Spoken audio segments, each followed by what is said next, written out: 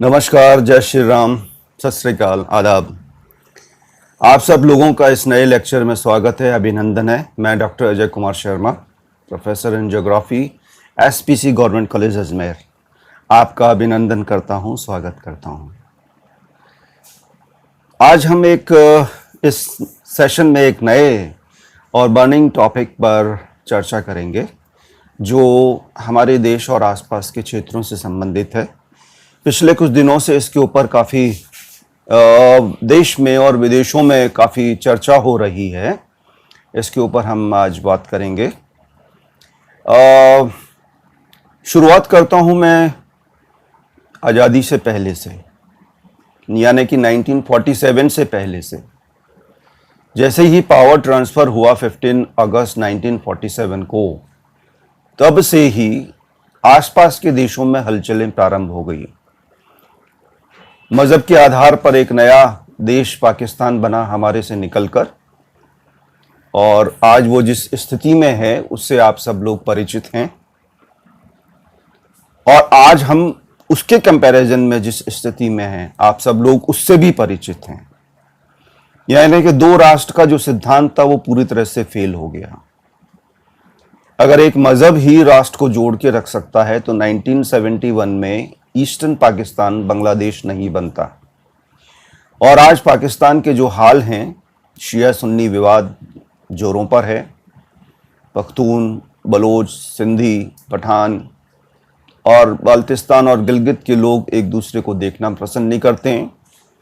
पंजाबी जो एस्टेब्लिशमेंट है उसका होल्ड पूरे कंट्री पर है।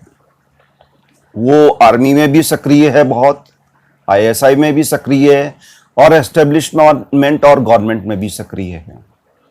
वो दूसरे तबकों को कभी पनपने नहीं देता है।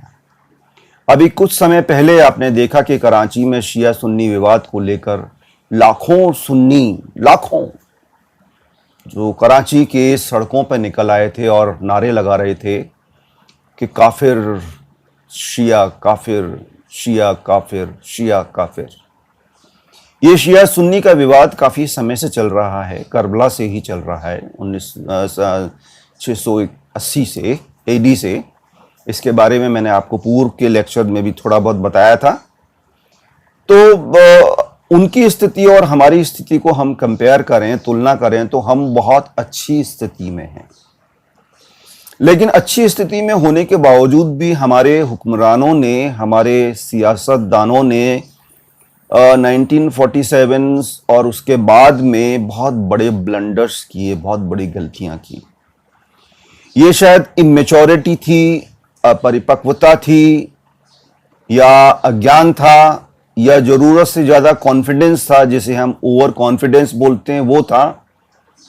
इसके बारे में निर्णय आप लेंगे। मैं फैक्ट्स आप लोगों के सामने प्रस्तुत कर रहा हूं। 1947 में जैसे ही हम आज़ाद हुए, वैसे ही 600 से ज़्यादा रियासतों को जोड़ने का प्रयास सरदार वल्लभ भाई पटेल के द्वारा किया गया, और उसमें वो बहुत सफल हुए। लेकिन एक रियासत जम्मू कश्मीर छूट गई थी, जिसे वो डील करना चाहते थे, लेकिन उनको डील नहीं करने दिया गया। इसके पीछे कुछ लोगों के वेस्टर्न इंटरेस्ट रहे हैं। अब ये प्रॉब्लम बढ़ी क्योंकि महाराजा ऑफ कश्मीर ने, गुलाब सिंह जी ने ये निर्णय लिया था, हरि सिंह जी ने निर्णय लिया था कि हम एक स्वतंत्र इकाई के रूप में रहना पसंद करेंगे। ना हम इंडिया में रहेंगे, ना हम पाकिस्तान में रहेंगे। ऐसी कंडीशंस ब्रिटिश सरकार ने रखी भी थी कि कोई भी रियासत या तो पाकिस्तान में मिल सकती है या भारत में मिल सकती है, या तीसरा ऑप्शन ये था कि वो अपने आप को स्वतंत्र रख सकती है। तो कश्मीर एक बची हुई रियासत थी, जम्मू कश्मीर, जिस पर 1948 में पाकिस्तान ने अटैक कर दिया। पाकिस्तान के कबायलीज और कबायलीज के भेष में वहाँ की जो आर्मी थी, उन्होंने पाकिस्तान के ऊपर अटैक कर दिया। जिन्ना उस समय जीवित थे। जिन्ना पाकिस्तान लेना चाहते थे, लेकिन वो जनमत संग्रह के विरोध में भी थे और समर्थन में भी थे। यानी कि वो जब जूनागढ़ की बात करते थे, भोपाल की बात करते थे, इन हैदराबाद की बात करते थे तो वो कहते थे कि यहाँ के जो शासक हैं वो मुस्लिम शासक हैं, इसलिए यहाँ पर जनमत संग्रह करने का कोई सवाल ही नहीं उठता है। जो शासक निर्णय लेंगे उसके बिहाफ पर ये क्षेत्र, ये रियासतें पाकिस्तान या हिंदुस्तान में शामिल हो सकती हैं। इसके विपरीत वो कश्मीर में बोलते थे, क्योंकि कश्मीर के राजा हिंदू थे। वहां भी यही नहीं बोलते थे कि कश्मीर का राजा डिसीजन लेगा, वहां कहते थे कि वो 70% वहां पर मुस्लिम जनता है, इसलिए वो जनमत संग्रह से, प्लेबिसाइट से ये डिसीजन लेगी कि उसको पाकिस्तान में जाना है, हिंदुस्तान में जाना है। यानी कि चिट भी मेरी, पट भी मेरा और अंटा मेरे बाप का, दोनों हाथ में लड्डू रखना चाहते थे। इस बात पर जब 1948 में, 1948 में जम्मू कश्मीर के ऊपर पाकिस्तान ने अटैक किया, तब राजा हरि सिंह ने भारत की सरकार से संबंध स्थापित किए और भारत से एनेक्सेशन या भारत से जुड़ाव की उन्होंने पूरे माउंटबेटन, जो कि उस समय गवर्नर जनरल थे, उनके सामने सिग्नेचर किए, हस्ताक्षर किए कि हम भारत में सम्मिलित होना चाहते हैं। ये सब होने के बाद में भारतीय सेना को कश्मीर में भेजा गया पाकिस्तानी सेना से लड़ने के लिए, और पाकिस्तानी सेना को भारतीय सेना ने बहुत बुरी तरह से डिफीट किया और उनको पीछे की ओर धकेलते हुए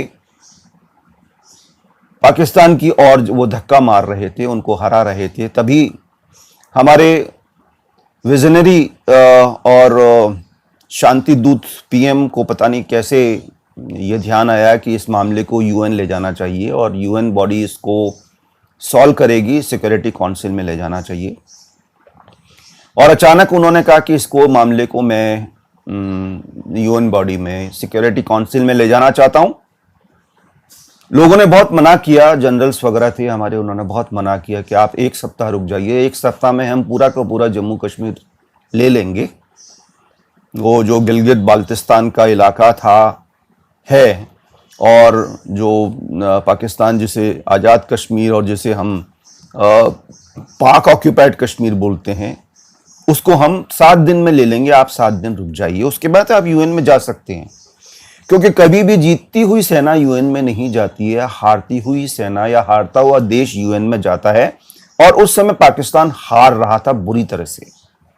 यानी कि कायदन पाकिस्तान को यूएन में जाना था, हिंदुस्तान को नहीं जाना था। लेकिन हमारे विजनरी पीएम, शांति दूत तो पीएम ने ये डिसीजन लिया कि नहीं, मैं जाऊंगा।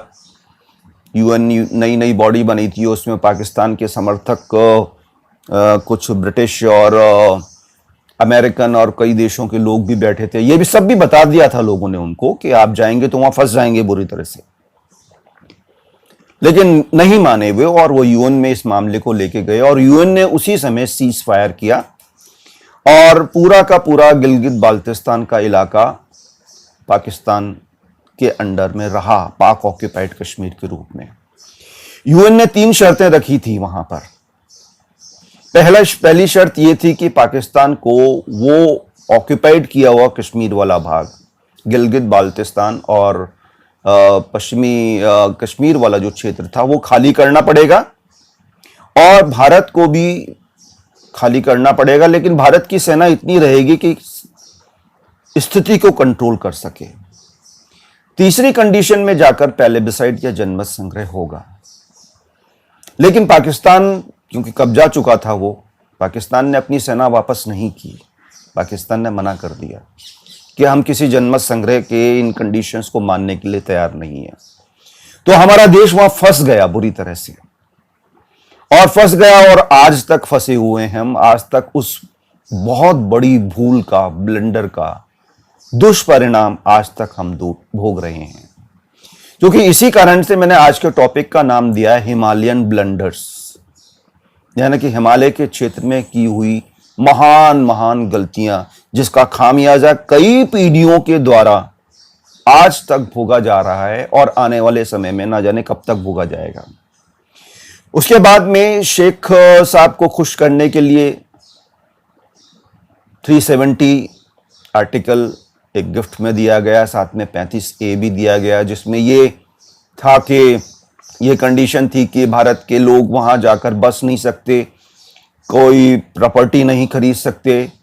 लेकिन तब तक पाकिस्तान, पंजाब और पश्चिमी पंजाब के लोग वहां पर आकर बहुत बस चुके थे, विशेषकर पाक ऑक्यूपाइड कश्मीर में। तो वहां की डेमोग्राफी को पाकिस्तान ने पूरी तरह से बिगाड़ दिया था, जनानिकी को पूरी तरह से बिगाड़ दिया था। हमारे यहाँ कुछ ज्यादा सिद्धांतवादी थे, और लेकिन राजनीति में सिद्धांतवादिता नहीं चलता है। राजनीति में व्यवहारिकता और कूटनीति, विदेश नीति बहुत गहरी होती है।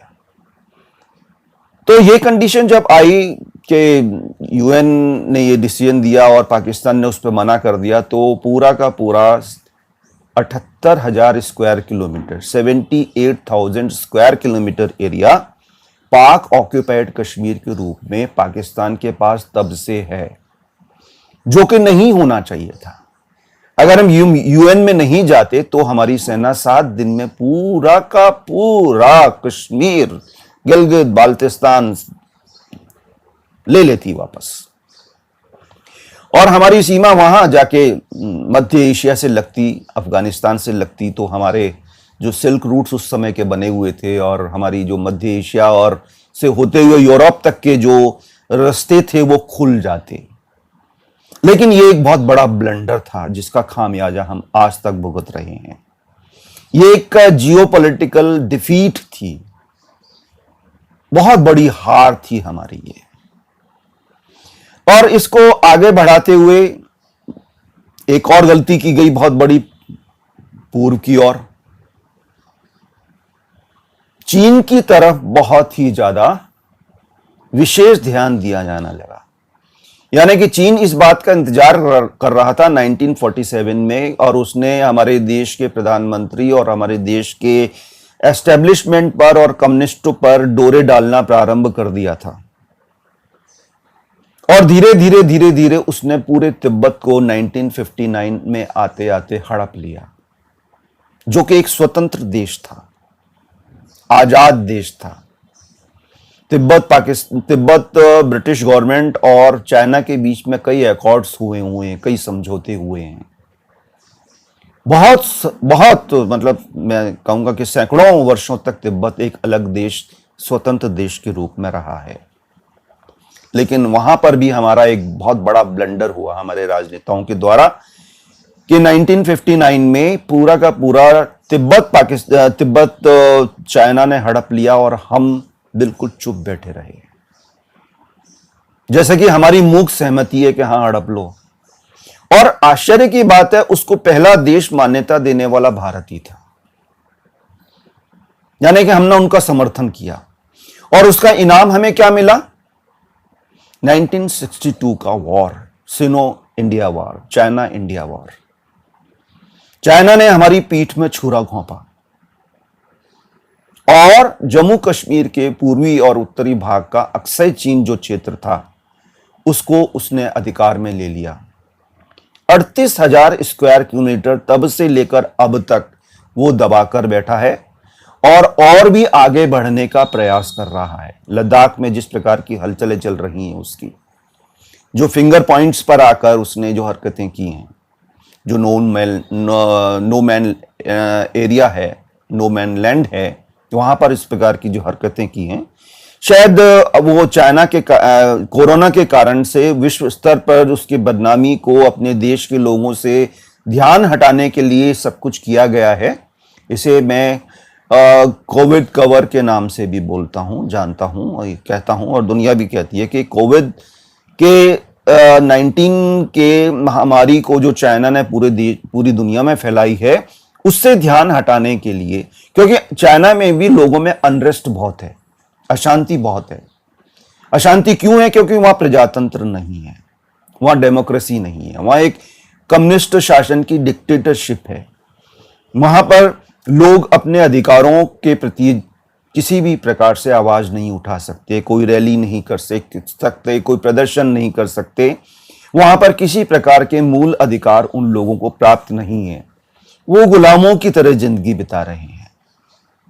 कई बार मुझे चाइनीज लोगों पर दया और करुणा भी होती है कि किस तरह से मुंह बंद करके वो एक कठपुतली की तरह, एक गुलामों की तरह काम कर रहे हैं। अंदर से बहुत परेशान है, वो रिवोल्ट करना चाहते हैं और कई बार रिवोल्ट हुए भी हैं छोटे छोटे। एक बड़ा रिवोल्ट हुआ था तियानमिन चौक में मेरे ख्याल से 1988-89 में, जिसको चाइना ने बहुत बुरी तरह से क्रश कर दिया था, दबा दिया था वहां की कम्युनिस्ट पार्टी ने, और लाखों स्टूडेंट्स को, लाखों युवाओं को मार दिया गया था। अभी एक अनरेस्ट हांगकांग में भी चल रहा है और एक अनरेस्ट ताइवान में भी चल रहा है कि ताइवान को वो अपना क्षेत्र मानता है, लेकिन ताइवान एक स्वतंत्र देश है। तो हमारी दूसरी गलती ये हुई हमारे देश के द्वारा, हिमालयन ब्लंडर्स के रूप में दूसरी गलती ये हुई कि हमने चाइना को अपने सर पर लाके बैठा लिया। आप देखिए 1949 तक चाइना की बाउंड्री हमारे देश से 1 इंच नहीं मिलती थी। जी हां, 1 इंच नहीं मिलती थी, क्योंकि तिब्बत एक बफर स्टेट का काम करता था और तिब्बत के शासकों ने भी भारत को एक रिक्वेस्ट भी की थी कि आप हमारे सुरक्षा के इंतजामात वगैरह देख लीजिए, हम आपसे जुड़ के रहना चाहते हैं। लेकिन हमारे विजनरी पीएम को यह मंजूर नहीं था और पूरा का पूरा तिब्बत एक प्रकार से थाली में सजाकर हमने चीन को दे दिया और चीन हमारे सर के ऊपर आके बैठ गया। क्योंकि चीन और कम्युनिस्ट कभी भी किसी रूप में विश्वसनीय लोग नहीं होते हैं। इनका इतिहास उठा के देख लीजिए, इन्होंने हमेशा आसपास के क्षेत्रों को दबाया है, उनसे धोखाधड़ी की है, उनसे बेईमानी की है, उनसे छल कपट की है और लाखों करोड़ों करोड़ों लोगों को इन्होंने अपने देश में मौत के घाट उतार दिया है, सिर्फ अपनी सत्ता को बनाए रखने के लिए, अपने आप को पावर में बनाए रखने के लिए। आप देखिए जो चाइनीज जो आर्मी है, जो पीएलओ कहलाती है, पीएलए कहलाती है, पीपल लिबरेशन आर्मी, उसके हेड कौन है? शी जिनपिंग जो राष्ट्रपति हैं, और उनका उस आर्मी पर और अपनी कम्युनिस्ट पार्टी पर पूरा अधिकार है। इलेक्शन वहां होते नहीं है, चुनाव वहां होते नहीं है, किसी प्रकार के राइट्स नहीं है, किसी प्रकार के अधिकार नहीं है, सिर्फ मशीन की तरह, गुलाम की तरह, कठपुतली की तरह काम करना पड़ता है।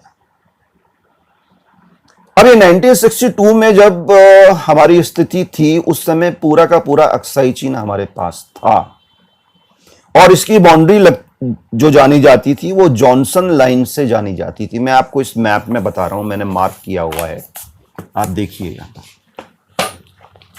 ये जॉनसन लाइन से पूरा का पूरा अक्साई चीन जो इसने कब्जा रखा है चीन ने, ये लाल रेखा से मैंने आपको यहां दिखा रखा है, और ये वाली जो लाइन है पूरी की पूरी, ये जॉनसन लाइन के नाम से जानी जाती है। विलियम जॉनसन ने ये 1865 में 1865 में ये डिसाइड की थी, बनाई थी। आप देखिए इसे गौर से। लेकिन 1962 में इन्होंने, चाइना ने इस एरिया के ऊपर अटैक किया और अटैक करने के बाद में ये पूरा का पूरा क्षेत्र अक्साई चीन का उसने अपने अधिकार में ले लिया। ये दूसरी लाइन आपको यहां दिख रही है, यहां तक चाइनीज का प्रभाव है और ये बीच का जो क्षेत्र है, इस लाइन और इस लाइन के बीच में बीच का क्षेत्र है, ये नो मैन लैंड कहलाता है, जिसमें किसी का अधिकार नहीं है। चाइनीज ट्रुप भी यहां पे पेट्रोलिंग कर सकते हैं, इंडियन ट्रुप भी यहां पे पेट्रोलिंग करते हैं। लेकिन अभी क्या हुआ कि चाइनीज ने आकर इसके अंदर जाके अपना डेरा जमा लिया। वो हमारे एरिया में नहीं आया है, यहां से आके वो इस क्षेत्र में इन्होंने अपना डेरा जमा लिया और हमारे एरिया में नहीं आया, वो यहां पर है। ये गलत खबर फैलाई गई थी कि चाइना भारत में आ गया, भारतीय भाग में आ गया। ये तो 1962 से ही, 1962 के युद्ध से ही चीन के अधिकार में है। तो यहां पर ये पेंगोंग लेक है, जो कि आपने 3 इडियट्स में देखी थी, लास्ट का जो सीन था जिसमें आमिर खान और उसके फ्रेंड्स वगैरह जिस झील के ऊपर जाकर मिलते हैं, वो 3 इडियट्स का सीन था। और चौथा इडियट एक और पैदा हो गया है, वो शी जिनपिंग के रूप में, जो यहां पर बदमाशी कर रहा है। अब इस चौथे इडियट को सीधा करना बहुत जरूरी है और भारत ने बहुत तरीके से उसको सीधा भी किया। मैं आपको एक और मैप से द्वारा इस रीजन को बताता हूं। आप देखिए ये वाला एक मैप है, ये मैंने फिंगर्स का मैप दिया है। ये पेंगोंग लेक है। अब इसमें आप देखिए पेंगोंग लेक में जो कि यहाँ पर ये स्थित है। ये आप देख रहे हैं पेंगोंग लेक एक छोटा सा पार्ट है जो इंडिया में भी और थोड़ा तिब्बत में भी गया हुआ है। इसको मैंने बड़े रूप में इस मानचित्र में दिखाया है। इसमें 8 फिंगर्स हैं, इसमें नाम डाल रखे, नंबर डाल रखे मैंने 1 2 3 4 5 6 7 8। ये 8 फिंगर्स स्पर के रूप में हैं। स्पर समझते ना, एक क्लिफ के रूप में निकली हुई हैं जो उत्तर इसके प्योंगगॉन लेक के उत्तर में स्थित हैं। ये प्रारंभ से ही भारत में, आप देखिए मैंने ये LAC लिखा है, लाइन ऑफ कंट्रोल यहां पर लिखा है LAC। तो LAC ये अंडरस्टूड था कि इधर तो चीन रहेगा और इधर इंडिया रहेगा। मतलब हमारी जो आर्मी पेट्रोलिंग करती थी वो फिंगर 8 तक करती थी। ये 1 से लेकर 8 तक फिंगर तक हमारी आर्मी पेट्रोलिंग करती थी और किसी प्रकार की कोई प्रॉब्लम नहीं होती थी।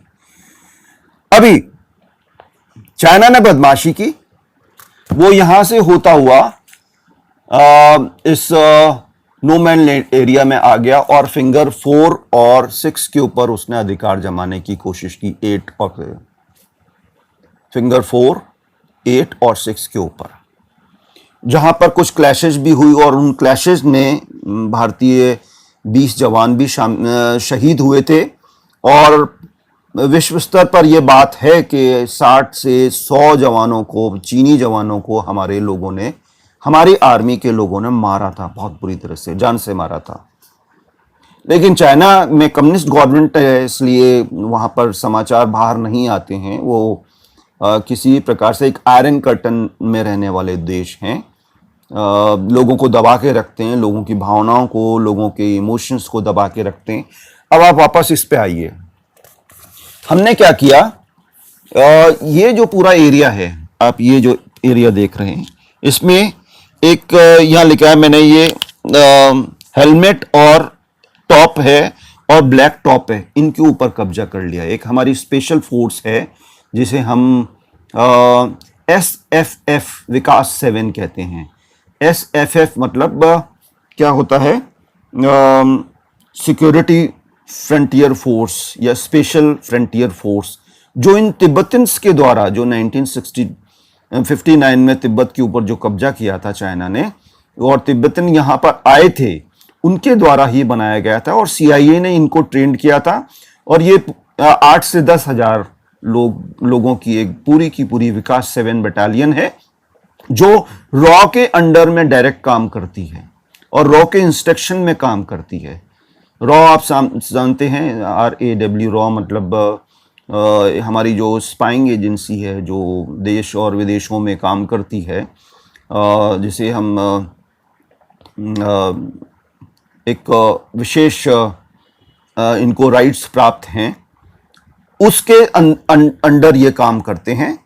और अभी कुछ दिन पहले एक सिपाही यहाँ पर, इनका एक ऑफिसर यहाँ पर शहीद भी हुआ था, जिसमें राजनाथ सिंह जी गए थे और उसको तिरंगे और तिब्बत के फ्लैग में लपेटकर सम्मान देते हुए उसका अंतिम संस्कार किया था। तो यहाँ पर आप देखें, ये त्रिशूर इलाका है, त्रिशूर इलाका। इस एरिया में 15,000 के करीब चाइनीज फंसे हुए हैं और हमने इसको चारों तरफ से घेर रखा है। ये पूरी तरह से घेर रखा है।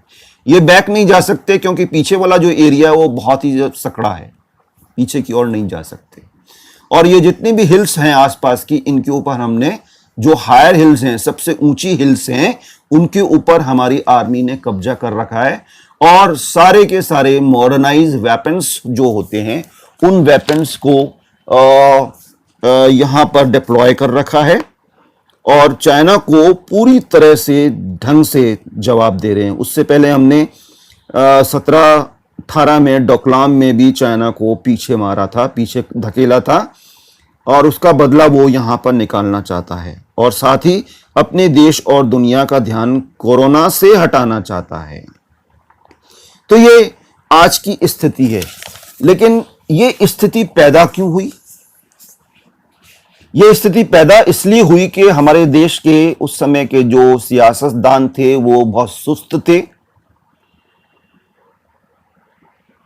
उनको विश्व राजनीति या कूटनीति का इतना नॉलेज नहीं था, या कुछ इंटरेस्ट ऐसे थे जो जिनके द्वारा वो अपने आप को ग्लोबलाइज पोजीशन पे लाना चाहते थे, यूएन के सेक्रेटरी जनरल बनना चाहते थे, या शांति का, पीस का नोबेल प्राइज लेना चाहते थे। उस चक्कर में उन्होंने देश की ऐसी तैसी कर दी। रक्षा मंत्री उस समय कृष्णन मेनन थे। जब 1962 में वॉर चल रहा था तो वो लंदन में गोल्फ खेल रहे थे। हमारे सेना के पास किसी प्रकार के वेपन्स नहीं थे। और आप देखिए कि हम चाइना को उस समय 1962 में बहुत बुरी तरह से हरा सकते थे और तिब्बत को आजाद कर सकते थे, लेकिन हमने किया नहीं। क्यों नहीं किया, उसके पीछे के तथ्यों को भी आप सुनिए। 1962 में हमारी जो एयरफोर्स और नेवी थी वो चाइना से कम 20 टाइम बेटर थी, 20 गुना बेहतर स्थिति में थी।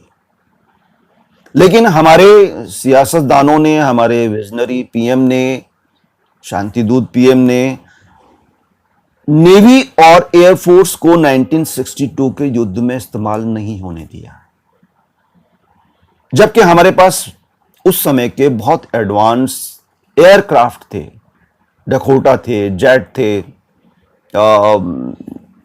और भी उस समय के जितने भी फाइटर एयरक्राफ्ट थे वो सब हमारे पास थे, वेपन्स थे।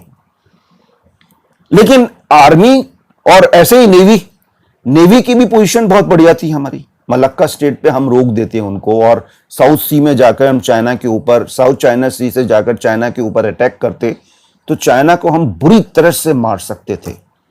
इतने कैपेबल थे हमारी एयरफोर्स के, चाइनीज पूरी की पूरे सिस्टम को, सप्लाई चेन को बम्बारिंग करके काट देते और मार देते। लेकिन हम जीता हुआ वॉर हार गए।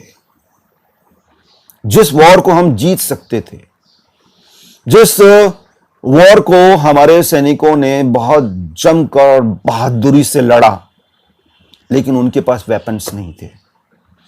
सर्दी में, बर्फ में पहनने वाली जैकेट्स नहीं थी, हेलमेट्स नहीं थे, जूते नहीं थे, लेकिन उन सबको युद्ध में झोंक दिया गया।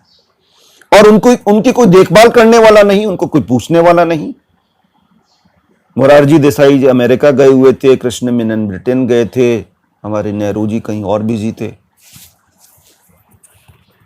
तो जिस वॉर को हम जीत सकते थे, और मैं आपको कह रहा हूं, फैक्चुअल कह रहा हूं, जिस वॉर को हम जीत सकते थे, हमारे राजनेताओं की बेवकूफी के कारण से हम हार गए। और इस अक्साई चीन का जो मैंने आपको बताया, ये अक्साई चीन जो है ये वाला है, 38,000 स्क्वायर किलोमीटर एरिया चाइना तब से दबा कर बैठा है। जबकि जॉनसन लाइन यहां से गुजरती है, ठीक, तो 1865 से लेकर 1962 तक ये पूरा का पूरा एरिया हमारा था, अक्साई चीन का हमारा था। ये अक्साई चीन में चीन आता है। इस चीन का मतलब ये नहीं होता है चाइना, चीन से मतलब ये नहीं है। अक्साई में होता है सफेद भाटे या सफेद क्षेत्र, और चीन का मतलब होता है कि ऐसे विशेष किस्म की जो निशानी वगैरह जो होती हैं, या एरियाज वगैरह जो होते हैं, पहाड़ियां वगैरह होते हैं या क्षेत्र होते हैं। चीन से, चाइना से इसका कोई संबंध नहीं है। जो कुछ बेवकूफ लोग बताने की कोशिश करते हैं, उससे कोई संबंध नहीं है। तो आप देखिए कि 62 में जो हम जीत सकते थे, हम उस समय के चाइना सिनो इंडिया वॉर को, चाइना इंडिया वॉर को, उसको हम हार गए बहुत बुरी तरह से। अब ये है कि एक दो मैं आपको बुक्स बताना चाहूंगा। एक ब्रिगेडियर जेपी दलवी की बुक है, हिमालयन ब्लंडर्स। ये बहुत अच्छी किताब है, और ये उस समय ईस्टर्न फ्रंट में लड़ रहे थे। इनको चाइना की गवर्नमेंट, आर्मी ने बंदी भी बना लिया था। उसके बाद, छूटने के बाद, इन्होंने इस पर वॉर पर, 1962 के वॉर पर एक किताब लिखी, जो कि अपने समय की और आज तक की सबसे अच्छी किताबों में से है, क्योंकि ये वहाँ पर थे और इन्होंने वो सब चीज़ें देखी थी। इसको बीच में बैन करने की भी सोची थी सरकार ने, क्योंकि सरकार की पोल खोली थी कि सरकार ने किस तरह से कैजुअल रूप में उस वॉर को लिया था, और 38,000 स्क्वायर किलोमीटर हमारे देश का चीन दबा के बैठ गया। और सियासतदान उस समय के कहते थे, अरे वहां पर तो घास का तिनका भी नहीं उगता है भाई, उस चीज की जरूरत ही नहीं है। तो एक सज्जन, एक नेता ने खड़े होकर अपनी टोपी हटा के कहा कि साहब मेरे तो पूरे बाल ही नहीं है, क्यों मेरी खोपड़ी पे बाल ही नहीं उगते हैं, ये बेकार है, तो क्यों ना मैं इसको कटवा दूं। ऐसे जाहिलाना लॉजिक दिए गए बचने के लिए, और कोई शर्म नहीं, कोई हया नहीं कि हमने इतना बड़ा एरिया, और आप देखिए पूरा जम्मू कश्मीर का जो एरिया है वो 2,36,000 स्क्वायर किलोमीटर है, राउंड फिगर में बता रहा हूं मैं, 2,36,000 स्क्वायर किलोमीटर, और उसमें से 78,000 स्क्वायर किलोमीटर पाकिस्तान दबा के बैठा है, और 38,000 स्क्वायर किलोमीटर चाइना दबा के बैठा है, अक्साई चीन वाला इलाका, और 5,000 स्क्वायर किलोमीटर 1963 में पाकिस्तान ने चाइना को गिफ्ट कर दिया था 99 ईयर की लीज के ऊपर, जैसे उसका बाप का क्षेत्र है। और अभी भी जो वो हरकतें कर रहे हैं बाल्टिस्तान और गिलगित में, और उसको एक 5वां सूबा बनाने की कोशिश कर रहे हैं, वहां पर चुनाव कराने की कोशिश कर रहे हैं, ये आने वाले समय के लिए अपने लिए बहुत बड़ी प्रॉब्लम इनवाइट कर रहे हैं वो। सो 5 अगस्त 2019 को भारत की सरकार ने यह निर्णय लिया कि 370 और 35A को हटाया जाए, और हटा दिया गया। एक बहुत बड़ा साहसिक और ऐतिहासिक कदम था कि जो अब आप वहां पर जाके रह सकते हैं, वहां पर जमीन खरीद सकते हैं एक भारतीय के रूप में। साथ ही जम्मू कश्मीर और लद्दाख को केंद्र शासित प्रदेश के रूप में भी मान्यता दी गई। अब डायरेक्ट सेंटर वहां के मामलात को देखेगा। आर्मी को फुल फ्लैश राइट्स दे रखें। पहले आर्मी थी, लेकिन आर्मी के हाथों को पीछे बांध रखा था। जो आर्मी जिस तरह से अब टॉप क्लास टेररिस्ट को पिछले कुछ सालों से मार रही है, जन्नत भेज रही है, 72 हूरों के पास भेज रही है, वो काबिल तारीफ है। हम हर रूप में भारतीय सेना और भारत के साथ हैं, भारत जमीन के साथ हैं। भारत सरकार और भारतीय सेना जो भी निर्णय लेगी, कठिन से कठिन निर्णय लेगी, भारतीय हमेशा हर युद्ध में अपनी सेना और सरकार के साथ खड़े रहे हैं। चाहे वो 1948 का युद्ध हो, चाहे वो 1962 का युद्ध हो, चाहे वो 1971 का युद्ध हो, चाहे वो 1999 का कारगिल कॉन्फ्लिक्ट हो। हर जगह भारत के लोग, भारतीय लोग अपनी सेना को बहुत सम्मान करते हैं, बहुत आदर करते हैं, उसका बहुत सत्कार करते हैं, उनके साथ खड़े रहेंगे। 1967 में भी नाथुला के पास से चीन ने भारत पर अटैक करने का प्रयास किया था, लेकिन आपको जान के आश्चर्य होगा कि हमारी आर्मी ने नाथुला पास पर चीन को बहुत बुरी तरह से मारा था, और 800 से ज्यादा चीनी को मार दिया था, और हमारे भी करीब 250 के करीब जो सैनिक थे वो शहीद हुए थे। तब से लेकर अब तक चाइना चुप बैठा था। उसको एहसास हो गया था कि अब वो चाइना, इंडिया वो नहीं है 1962 का। अब तो शी जिनपिंग की कुर्सी ही खतरे में है। खतरे में इसलिए है कि भारतीय एक्शन, जो हमने जो स्ट्रांग एक्शन लिया है चाइना के खिलाफ, और कैलाश पर्वत के जो आसपास के क्षेत्र हैं, त्रिशूल सेक्टर्स वगैरह हैं, चुशूल सेक्टर्स वगैरह हैं, उन पर कब्जा किया है। स्प्रांगर लेक और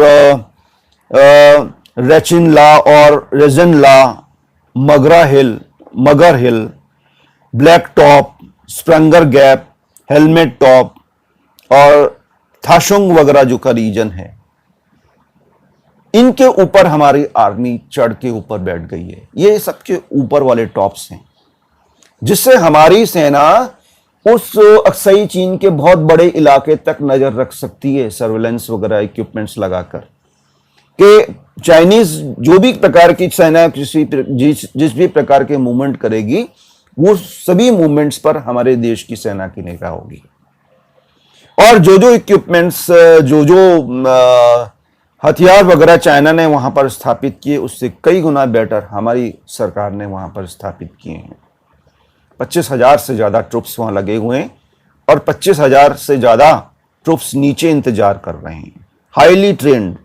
आप जानिए इस बात को कि हमारे देश की जो आर्मी है, जो माउंटेनर वॉर में जो युद्ध करने वाली आर्मी है, वो दुनिया की बेस्ट है, दी बेस्ट, सर्वोत्तम। तो चाइना को तो हम फाड़ देंगे। चाइना आए तो सही, अटैक तो करे। चाइना को हम बहुत बुरी तरह से फाड़ेंगे, मैं बता रहा हूं आपको। तो हमारी इस बार की प्लानिंग बहुत तगड़ी है। और हमारे पास जो लीडर है प्राइम मिनिस्टर के रूप में, वो उस समय का 1962 या 48 का ढीला आदमी नहीं है। वो सपनों में रहने वाला आदमी नहीं है। वो पूरी तरह से व्यवहारिक, पक्का बढ़िया है, वो गुजराती बढ़िया। वो हर एक पैसे की कीमत समझता है और हर एक एक्शन का हिसाब भी देता है इंटरेस्ट के साथ। तो ये जो प्रॉब्लम्स बनी हैं लद्दाख में 2020 में चाइना ने जो बनाई है, ये कि मैं इसको मानता हूं कि ये एक प्रकार से कोविड-19 शील्ड कवर के रूप में, एक कवर के रूप में इन्होंने अपनी देश की जनता से का ध्यान हटाने के लिए यहां पर अटैक किया था। और 1962 में भी यही किया था। बहुत ज्यादा अराजकता और बेरोजगारी 1962 में चाइना में थी। लोग रिवोल्ट करने पर उतारू थे, लेकिन देश का ध्यान बटाने के लिए उसने इंडिया के ऊपर अटैक किया। तो in all sense we can say that China is not at all believable country. Communist जो विचारधारा है वो कभी भी विश्वसनीय नहीं हो सकती है। आप कम्युनिस्ट गवर्नमेंट्स के इतिहास उठा के देख लीजिए, चाहे चाइना के हों, चाहे वो नॉर्थ कोरिया के हों, चाहे यूएसएसआर के हों, चाहे क्यूबा के हों, चाहे ईस्टर्न यूरोपियन कंट्रीज के हों, उन्होंने अपने लोगों को इतना मारा है, और इसकी संख्या करोड़ों करोड़ों में है। अपने ही देश के, अपने ही नागरिकों को, अपने ही शहरियों को मारा है, और कहते हैं कि आवाज उठाओगे तो मार देंगे, चुपचाप बैठे रहो, जो हम कर रहे हैं वो हमें करने दो। और एक एक कम्युनिस्ट जो वहां का है, वो मिलियनर ट्रिलियनर है। उसने अपनी जायदादें इतनी बना रखी हैं पूरी दुनिया में कि पूछिए मत। और वो बात गरीबी की करते हैं, गरीबों की करते हैं, किसान की करते हैं। हमारे देश के कम्युनिस्टों को ही ले लीजिए आप, वो सारी राजनीति गरीबों की, किसानों की और युवाओं की करते हैं, और खुद खरबपति हैं। खरबपति हैं, अरबपति खरबपति हैं। वो कहां से आ गया भाई इतना पैसा तुम्हारे पास? ये हमारा पैसा लूट के आप ऐश करते हो और हमको फिर आंखें दिखाते हो। ये राजनीति नहीं है, ये गुंडागिरी है। कब तक आम लोग इन सब चीजों को सहेंगे? अब वक्त धीरे धीरे बदला है, बहुत तेजी से। हर युवा के हाथ में मोबाइल आ गया है, इंटरनेट आ गया है। वो समझने लगा है चीजों को, और समझने के साथ साथ वो सही निर्णय लेने भी लगा है।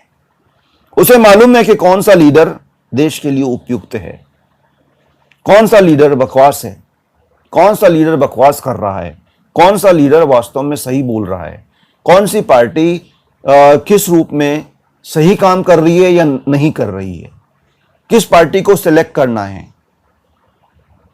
अब इतना कुछ हम हिमालय के ऊपर खो चुके हैं, इसलिए मैंने इस टॉपिक को नाम दिया है, मैंने आपको पहले ही बताया, हिमालयन ब्लंडर्स।